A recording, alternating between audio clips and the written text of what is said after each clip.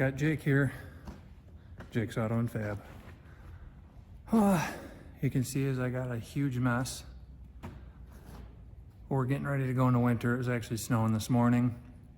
And I feel like I'm getting a cold because every time the weather changes, that's what happens. But I gotta get this place cleaned up. This is where I need to get all my tools and work area put together. Okay. Here we go. This is kind of something I already built that I've been using for a couple years, but I thought everybody would get a kick out of it. First of all, this is a 60-inch exmark zero turn, 2010-ish, I think. It's got a 23.5 horse Kohler twin, and I made an attachment for it with very minimum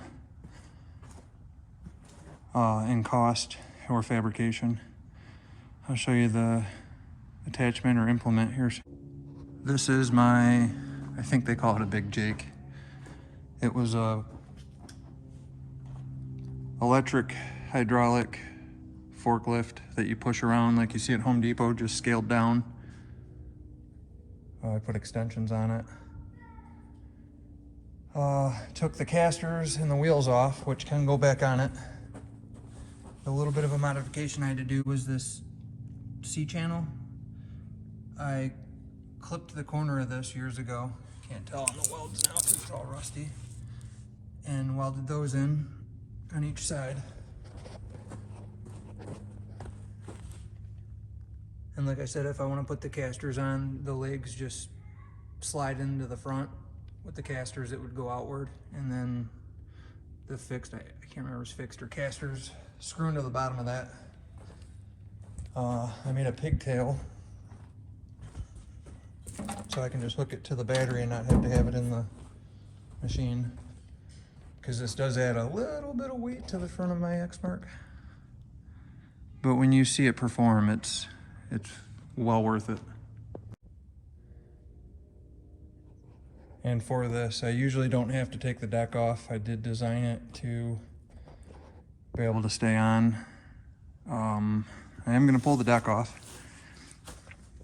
The less weight that's on the overall machine, the more I can kind of pick up with it and get traction. So, and I've been wanting to rebuild it. I'll make it look brand new, but I gotta go get a wrench because this usually is simple. The 4 chains that hold the adjustment, I dropped those 4, and I forgot about the, what do you want to call it, the 4-link, the ladder bar. I gotta go get a 7/8 wrench to be able to get those off, and then it's getting a little dark in here, but the deck's off. I showed the pockets earlier. They just slide onto the front of the exmark frame. The only reason I don't use this way more often than I do is it's a little heavy. I need a spot to park it.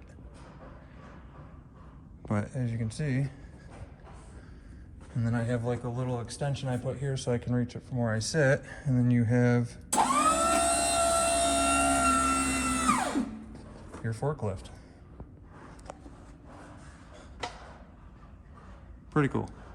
Over hydraulic, it's kind of neat.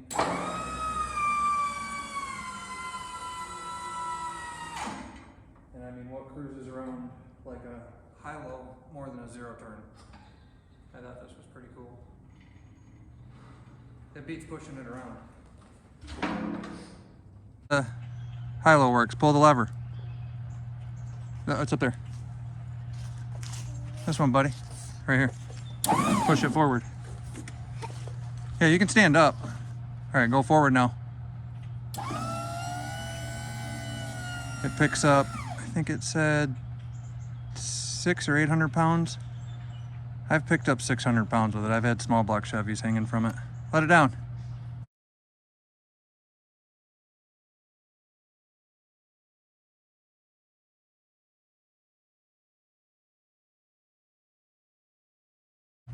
Pull it back towards you. There you go. And later I'll build nice. Right now I have straps for like the supports. I'm gonna build a nice steel rod that pivots and hits one of these bolts. But there's no modifications to the exmark at all.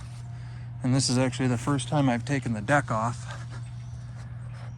which should help. The only reason it's not the greatest thing, and I'm not, say, building them and making $1 million, is exmarks don't have like a suspension or a pivot like a tractor.